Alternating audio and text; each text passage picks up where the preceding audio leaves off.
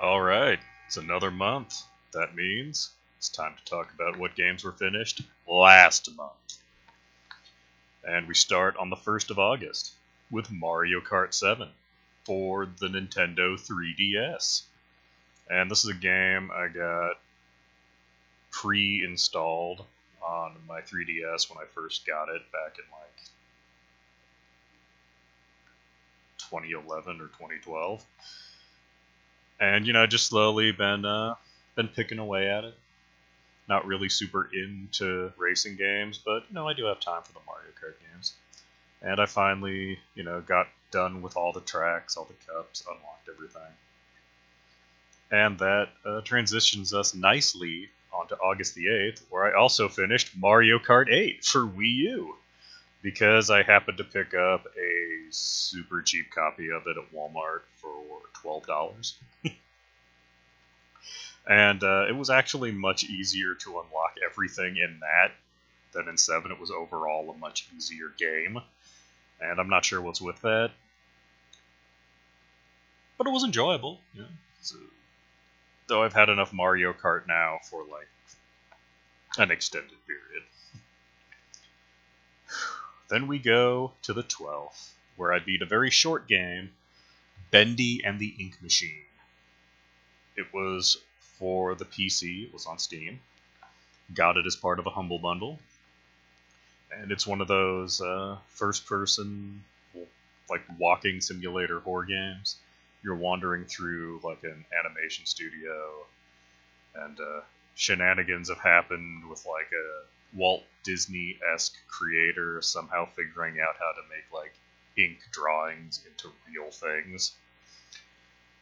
It was a lot of fun. It was very, very short, though. It only took, like, 2 sittings to completely finish it. And while I really enjoyed it, and I'd recommend people play it, I would not recommend you pay that much for it, because it is a very brief game. And, once you play through it, there's not any replay value. Like, I might play this again, like, in a couple of years after I've forgotten, bits and pieces of it, and, like, puzzles might, again, have some interest, but right now it's like, as soon as I was done, just uninstalled it. And then the last game of the month, Far Cry Primal for the Xbox One. A lot of fun. I was expecting it to have some kind of twist in it, given Far Cry 4 and 5, but no, not so much. You're just a caveman, and you kill some Neanderthals, then you kill some other more advanced. Well, I guess they're not really cavemen because they're more advanced. They seem to have, like, buildings and whatnot, and somehow your primitive tribe wins, even though they've got superior technology and, like, their tools actually seem to be made of metal and not stone. Okay, that doesn't make total sense, but you can tame a saber-toothed tiger, apparently, and a bear, and you can have them go eat people for you. I didn't actually think I would end up playing all the way through Far Cry Primal, but actually I did. Glad I did. I enjoyed it. Like most of the Far Cry games, I'm not going to have an urge to play it again, probably, because, like, since Far Cry 3 was the first one I played, I enjoy playing Far Cry games, but once I finish them, it's like, well, this is over.